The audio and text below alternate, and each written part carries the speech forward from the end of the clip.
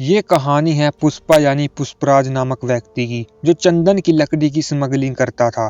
वह इस लकड़ी को चाइना को एक्सपोर्ट करता था। यह लकड़ी इतनी महंगी थी कि इसकी 1 टन की कीमत 1.5 करोड़ रुपए थी और इसी पैसे से उसने एमएलए मिनिस्टर सभी को खरीद लिया था। जो भी पुष्पा के सामने आता था या तो वह उसका गुलाम बन जाता था या फिर इस धरती से उसका राम नाम सत्य हो जाता था।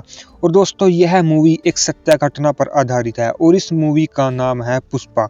मूवी की शुरुआत में हमें पुष्पा को दिखाया जाता है, जो लकड़ी चीरने का काम करता है। पुष्पा शुरुआत से बहुत गरीब होता है। उसके पास अपने घर के किराए को देने के लिए भी पैसे नहीं होते, परंतु फिर भी वह किसी की अक्कड़ को नहीं सहता था। अगली सुबह जब पुष्पा काम की तलाश में बैठा होता है, वहां पर 2 ट्रक खड़े होते हैं। पहले में काम करने के पैसे 200 तो दूसरे ट्रक में 2000 होते हैं। जब पुष्पा 2000 वाले के बारे में पूछता है तो ट्रक इन लीगल काम करवाने वाले का होता है। पुष्पा उसी ट्रक में सवार हो जाता है और यहीं से शुरू होती है पुष्पा के जीवन में लकड़ी की स्मगलिंग। आगे जाकर सभी मजदूर लकड़ी को काटने लगते हैं, जो इनलीगल होती है, परंतु तभी वहां पर पुलिस आने लगती है, जिसे देख सभी मजदूर भागने लगते हैं।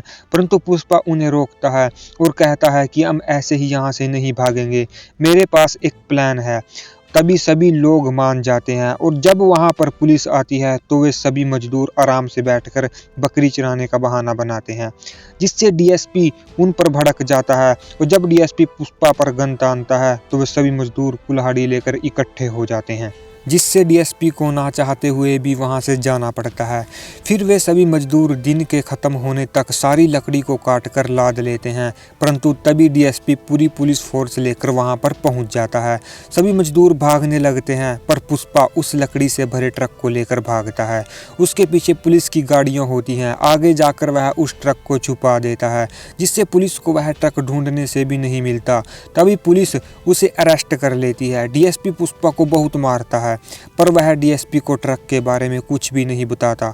अगले दिन पुलिस उसे मिलवाने के लिए किसी के पास लाई होती है, जहां पर हमें जोली रेड्डी और जक्का रेड्डी, ये 2 भाइयों को दिखाया जाता है। इनका एक बड़ा भाई भी होता है जिसका नाम गोंडा रेड्डी होता है। ये लोग बहुत ही खतरनाक होते हैं।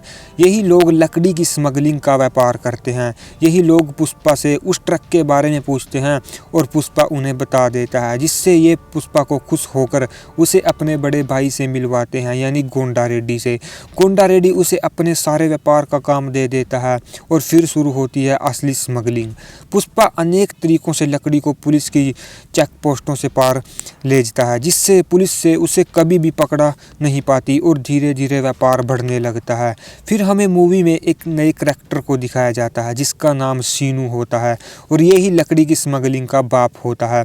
ये गोंडा से लकड़ी खरीदकर उसे कई महंगे दामों में चेन्नई भेजता है, जहां से चाइना एक्सपोर्ट होती है। और आज सीनू अपना माल गोंडा रेड्डी के गोदाम में रखने के लिए आया होता है, ताकि पुलिस की नज़रों से लकड़ी को बचाया जा सके। तभी गोंडा रेड्डी उसे पुष्पा से मिलवाता है कि यह लड़का हमारा सारा व्यापार देख रहा है, जिसके बाद सीनू वहां से चला जाता है। तभी अगले दिन पुलिस को सीनू की लकड़ी के बारे में पता चल जाता है और वह गोंडा रेड्डी के उस गोदाम पर रेड मारने के लिए आ रहे होते हैं। परंतु तभी पुष्पा पुलिस के आने से पहले उस चंदन की लकड़ी को नदी में बहा देता है, जिससे वह सारी लकड़ी आगे पुल में जाकर इकट्ठी हो जाती है, जिससे पुलिस को वहां पर कुछ भी नहीं मिलता, जिससे वह लकड़ी सीनू चेन्नई पहुंचा देता है और जिसकी खुशी में वह एक पार्टी रखता है, जहां पर एमएलए मिनिस्टर और देश के बड़े बड़े नेता आए होते हैं। और पुष्पा को इस काम से सभी खुश होते हैं, परंतु तभी पुष्पा को वहां से पता चलता है कि गोंडा रेड्डी जिस माल को सीनू को बेचता है, उसी माल को सीनू कई गुना कीमत में उसे चेन्नई मार्गन के पास बेच कर आता है। और यह बात वह गोंडा रेड्डी को समझाता है, परंतु गोंडा रेड्डी उसे ही सीनू के पास जाकर दाम बढ़वाने के लिए कहता है, जिससे वह पुष्पा के साथ 50-50 की डील फिक्स करता है। अगले ही दिन पुष्पा सीनू के पास जाता है। वहां सीनू एक आदमी को मार रहा होता है। उसने भी सीनू से दाम बढ़ाने की बात कही होती है, जिसके बाद पुष्पा सीनू से कहता है कि मैं भी माल का दाम बढ़वाने के लिए आया हूं। यदि आप दाम नहीं बढ़ाएंगे तो मैं माल को सीधे चेन्नई मुर्गन के पास बेचूंगा, जिसको तुम बेचते हो। और इतने कहने पर ही सीनू के आदमी पुष्पा को मारने लगते हैं, पर पुष्पा एक एक की बहुत बुरे तरीके से मारता है और सीनू के सामने ही उसके आदमियों को धूल चटा देता है। जिसके बाद पुष्पा वहां से चला जाता है। अगले ही दिन वह गोंडा रेड्डी के माल को सीधे चेन्नई बेचने आ जाता है। वह वहां पर मुर्गन से मिलता है जिसे सीनू माल बेचता था, और अब यह 1 टन माल को 1.5 करोड़ की कीमत में मुर्गन के साथ फिक्स करता है, जिससे गोंडा रेड्डी भी हाँ कर देता है। परंतु पुष्पा उस माल से 50-50 का प्रॉफिट डील करता है, और अब सीनू पूरी तरह से भड़क चुका होता है। पुष्पा के पास अब बहुत सारा पैसा आ जाता है, जिससे पुष्पा का गांव में नाम होने लगता है। तभी एक पुष्पा के घर लड़की आती है। वह पुष्पा से कहती है कि गोंडा रेड्डी के भाई जोली रेड्डी ने मेरे पापा को बंदी बना लिया है, और मेरे पापा के लिए मुझे अपने पास सोने के लिए कह रहा है। और वह लड़की पुष्पा के गले पड़कर रोने लगती है, जिससे पुष्पा को उस लड़की से प्यार हो जाता है, और वह उस लड़की को साथ ले जाकर जोली रेड्डी की बहुत धुलाई करता है। वह उसके शरीर की पूरी हड्डियों को तोड़ देता है। फिर वह उस लड़की और उसके पिता को उसके घर पहुंचा देता है। उस लड़की को भी पुष्पा से प्यार हो जाता है, परंतु जोली रेड्डी जिंदा बच जाता है, जिससे गोंडा रेड्डी को उसके बारे में सब पता चल जाता है, और धोखे से वह पुष्पा को अगवा कर उसे अपने गोदाम में ले जाकर मारने लगता है। और गोंडा रेड्डी पुष्पा को मारने वाला होता है, परंतु तभी वहां पर सीनू के आदमी उन सभी पर अटैक बोल देते हैं, क्योंकि उन्होंने लकड़ी माल को सीनू को ना बेचकर सीधे चेन्नई मुर्गन को बेचा होता है, और गोंडा रेड्डी वहीं पर मारा जाता है। तभी पुष्पा भी मौके का फायदा उठाकर वहां से जंगल की तरफ भाग जाता है, परंतु पुष्पा के पीछे सीनू के आदमी लग जाते हैं, और अब पुष्पा उन सभी को बहुत धुलाई करता है और उन सभी को वहीं पर मार देता है। उधर सीनू के दूसरे आदमी गोंडा रेड्डी के छोटे भाई जक्का रेड्डी को भी पकड़ कर मारने वाले होते हैं, परंतु पुष्पा वहां पहुंचकर सीनू के आदमियों से लड़ता है, और वह जक्का रेड्डी से कहता है कि हम दोनों पार्टनर हैं, और यदि तीसरा कोई हमारे बीच आएगा तो वह मारा जाएगा। फिर वह सीनू के सभी आदमियों को मार देता है, जिसमें सीनू का खास आदमी यानी उसका साला भी होता है। फिर गोंडा रेड्डी का अंतिम संस्कार होने वाला होता है, जहां पर उस एरिया का एमएलए भी आया होता है, जो इस सभी से लकड़ी की स्मगलिंग करवाता है, और उसने सीनू को भी वहां पर बुलाया होता है। वह बैठकर उन्हें समझाने लगता है कि तुम आपस में क्यों लड़ रहे हो।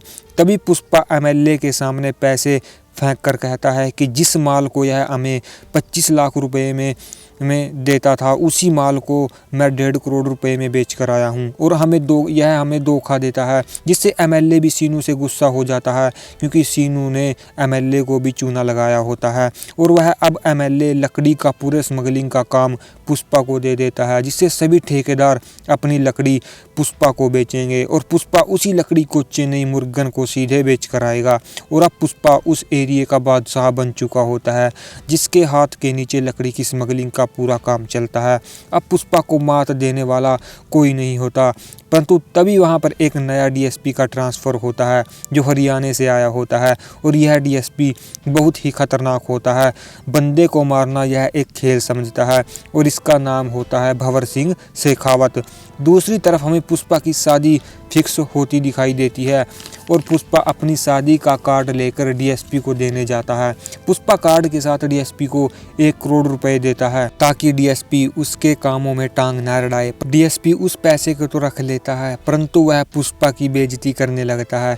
वह पुष्पा को नाजायज बाप की औलाद कहता है, और साथ में वह उसे 2 कौड़ी का गुंडा भी कहता है।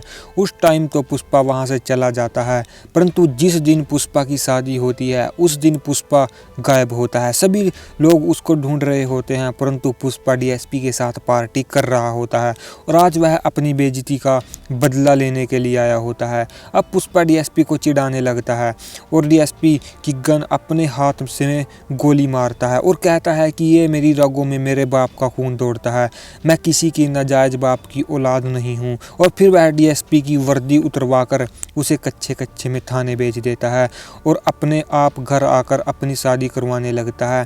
परंतु अब पुष्पा के दुश्मन बढ़ चुके होते हैं। उधर सीनू मौके की तलाश में बैठा होता है, उधर जोली रेड्डी भी अब ठीक हो चुका होता है, और डीएसपी तो अब उसे मारना चाहता है। पर यहीं पर दोस्तों इस मूवी का फर्स्ट पार्ट दी एंड हो जाता है, और दूसरा पार्ट दोस्तों इस मूवी का अभी रिलीज नहीं हुआ है। और यदि आप हमारे चैनल पर नए हैं तो प्लीज़ सब्सक्राइब ज़रूर करें।